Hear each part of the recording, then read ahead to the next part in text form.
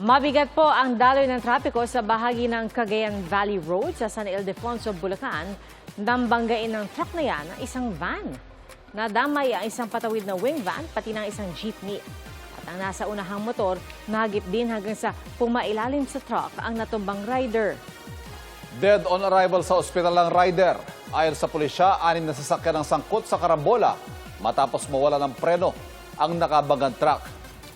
Tumanggi magbigay ng pahayag ang truck driver na naharap sa reklamo. Nagiwan po ng malawakang pagbaha at pagguho ng lupa ang bagyong Quiapo sa ilang lalawigan sa norte. May mga mangisdang maaga nang naghango ng isda habang ang ilang silid-aralan tumuklap na ang mga kisame. Nakatutok si Jonathan Andal.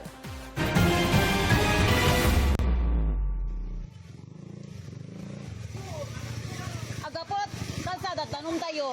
Uwin, grabe. Bunsod na malakas na ulang dala ng bagyong Quiapo rumagasa sa kalsada ang tubig na mabilis umapaw mula sa irigasyon sa Vintar, Ilocos Norte. Nagbayanihan ang mga residente sa pagtatambak ng sandbag sa kalsada at harap ng kanilang mga bahay. Sa Lawag, gumuho ang riprap sa gilid ng kalsada sa Barangay 55A. Humambalang sa gitna ng kalsada ang mga bato. Sa Barangay 7B naman, napilitang magtulak ng motorsiklo ang mga motorista sa baha. Isang SUV naman ang nirespondehan matapos mahulog sa gilid ng kalsada kagabi. Ayon sa otoridad, posibleng hindi napansin ng driver ang gilid ng daan dahil sa baha. Sa Batak, umabot sa kalsada ang pag-apaw ng Kiawit River na bunsod ng tuloy-tuloy na ulan. Patuloy ang clearing operations bagamat humupa na ang tubig nitong tanghali. Sa bayan ng Adams, nag-clearing operation dahil sa landslide. Sa Dingras, rumagasa ang tubig mula sa Madongan Dam. May mga kubong inanod na ng rumaragasang tubig kaya apektado ang kabuhayan at mga nagpaparenta ng cottage. Ipinagbawal muna ang pamamasyal at paliligo sa dam. Sa Cagayan, binahari ng ilang bahay sa bayan ng Gonzaga. Sinuspindi na rin ng LGU aktibidad para sa Pineapple Festival. Sa isang kalsada naman sa Barangay Buyon sa Santa Teresita, umapaw ang baha. Sa Bugway, maagang hinango ng mga mangingisda ang mga isdang malaga sa takot na masira ng bagyo ang kanilang mga palaisdaan. Nagmistulang ilog naman ang malawak na palayang ito sa Barangay Matukay sa bayan ng Alakapan dahil sa walang tigil na ulan. Sa isang paaralan, binaha ang mga classroom at nasira ang ilang kisame. Ayon sa mga guro, matagal na itong problema sa kanilang paaralan kaya nanawagan sila sa DepEd para mapaayos ang mga sira. Sa Tala ng Cagayan, PDRMO kahapon umabot na sa mahigit 200 tao o nasa 50 pamilya ang naapektuhan ng masamang panahon. Nagka-rock slide din dahil sa masamang panahon sa bahagi ng Cannon Road sa Camp 6 to Babinguet. Na-clear na ang lugar matapos pansamantalang isara sa trapiko. Jonathan Andal, Nakatutok, 24 Oras.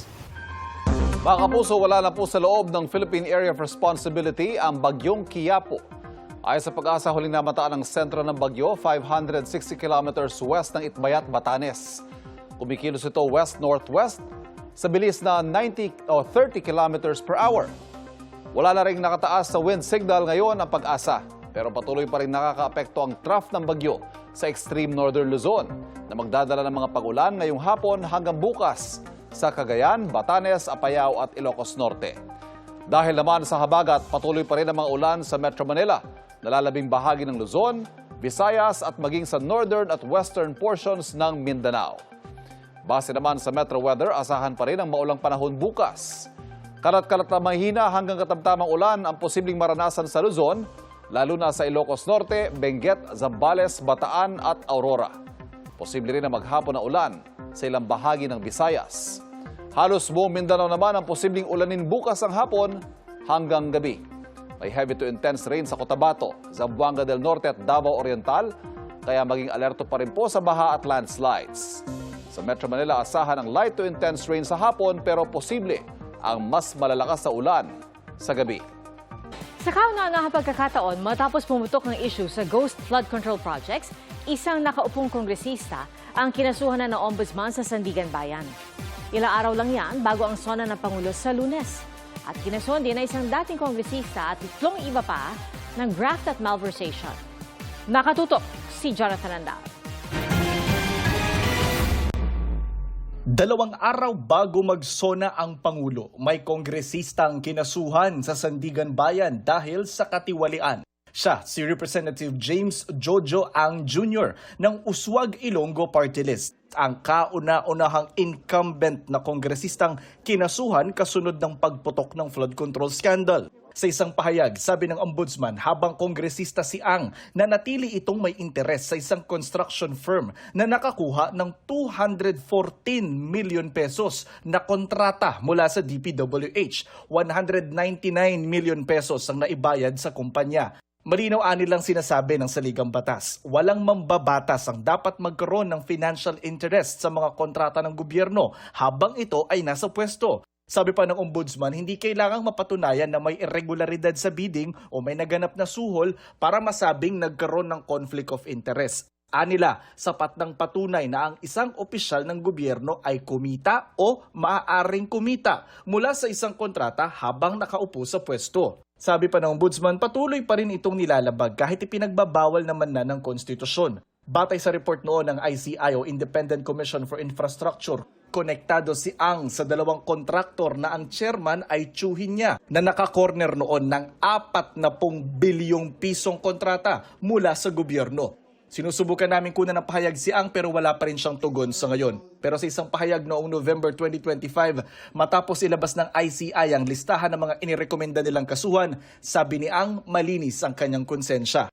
14 counts ng graft ang isinampa ng ombudsman laban kay Ang. 90,000 pesos ang karaniwang piyansa sa bawat isang bilang ng kaso ng graft. Sabi ng source ng GMA News, kaninang hapon na nakapagpiyansa din si Ang sa Sandigan Bayan. Bukod kay Ang, kinasuhan din ng ombudsman ng graft at malversation si dating Sultan Kudarat 2nd District Representative Arnulfo Go at 3 ibang kapwa akusado. Sinusubukan din namin siyang kunan ng pahayag.